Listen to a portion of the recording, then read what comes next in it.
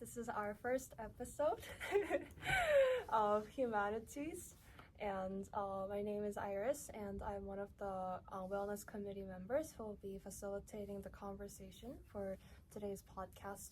And here we have our wonderful guest speakers, Mr. Reese. Hi, I'm Mr. Reese. And Ms. Price. Hello. So today we'll be hearing from them about their college major and their experiences. So starting from our first question, what was your college major and why did you choose it? So starting from Mr. Reese. Starting from me. When I went into college, I went in with a double major of English literature and history because the only three things that I liked in school were English and history and computer science and programming. But instead of deciding to make money, I decided to do things that I enjoyed. What was your favorite part about English and history? I just liked learning about other things, places I've never been to, people I never talked to, situations I had never been in before. I liked being in a new thing. My favorite genres were fantasy and science fiction, so I think I would just always like being in not where I was. Because a book takes you somewhere else? Exactly. A book transports you to another place, to people that don't actually exist, in a place that doesn't really exist, with rules that aren't really there, and dragons and knights and fighting and other things that a 16-year-old doesn't get to experience.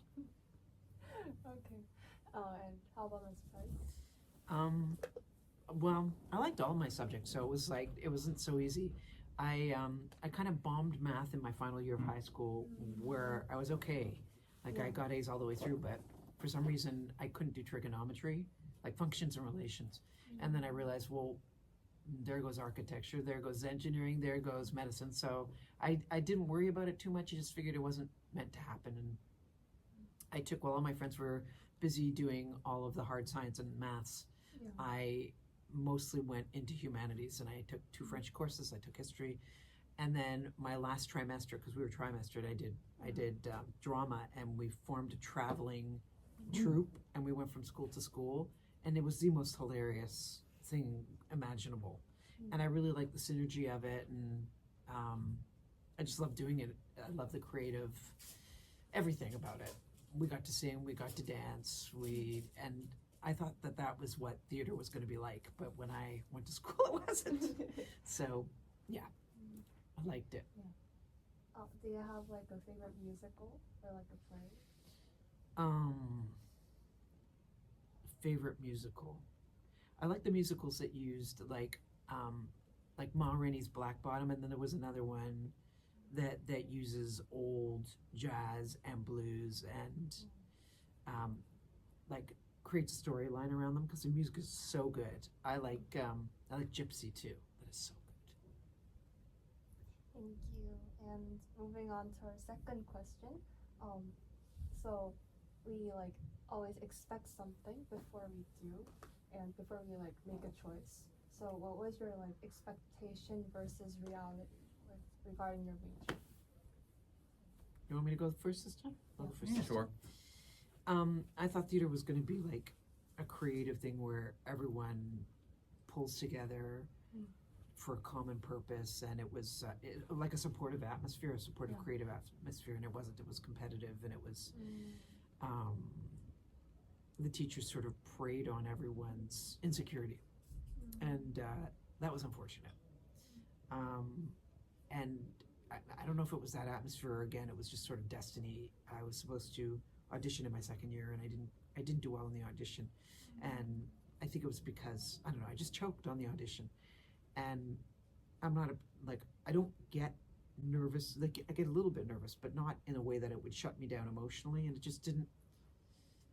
The creative force was not in me on that day. I think it was again, it was not a good career insofar as you spend your life externalizing self-concept to other people's judgments, and you're forever ruled by what other people think of you. And it can smash you to bits if you let it. So it was probably not the best thing. It's better to know who you are and do it and take a different route. So that was disappointing. My first big adult miscalculation. Let's put it that way. I'll consider it a failure. I also like have an experience of doing like a dance audition, and I was so nervous. Like I couldn't really think of like a creative move, like a move. So I think I totally get what you're saying about the audition. Yeah.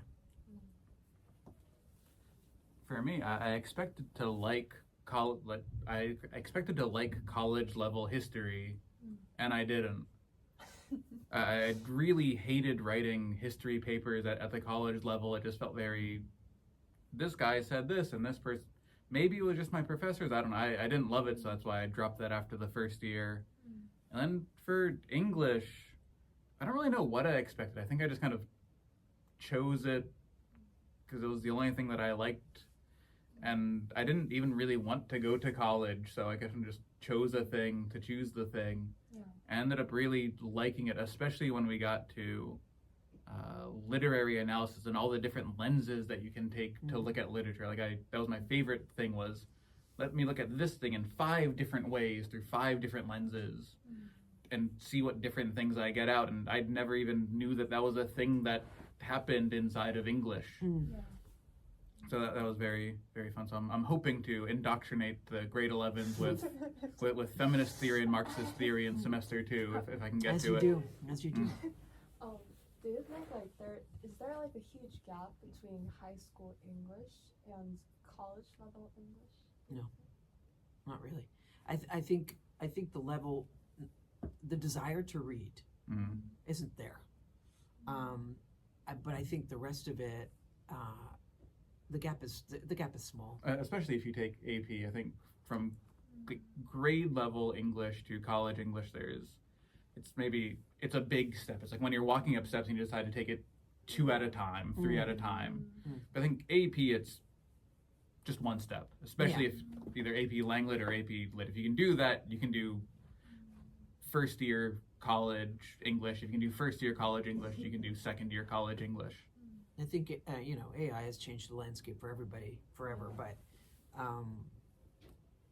students don't really realize that once they get to university, they're just reading continuously. I think for one of my classes for education, we had to read probably about 5 books a week of it was a teaching young adult fiction book. So there was easier books. It was smaller books, but it was still 700-800 pages a week for one class. And then in my other classes was probably a 300-400 page book a week, easily. Yeah, when you're reading textbooks, it's just huge, like bricks. The books are huge, and it's very dense material, and it's a lot, and you read the same sentence 5 times, and you have to figure out. That's why we're always talking about reading actively, so you don't get lost and waste hours of reading things that you don't take in. There's a lot of reading, but you guys, your level is high. I think the writing is harder because you come to the writing. Some of you guys come to the writing later. It depends on when you entered the school, and then it's both language acquisition and the way that writing is taught is different than it is from public school. So it's all those things. But the gap, no, not by the time you guys leave. Not really. It's tough, but I think every major between high school and college is tough in its own different way. So it's difficult, but not unsurmountable.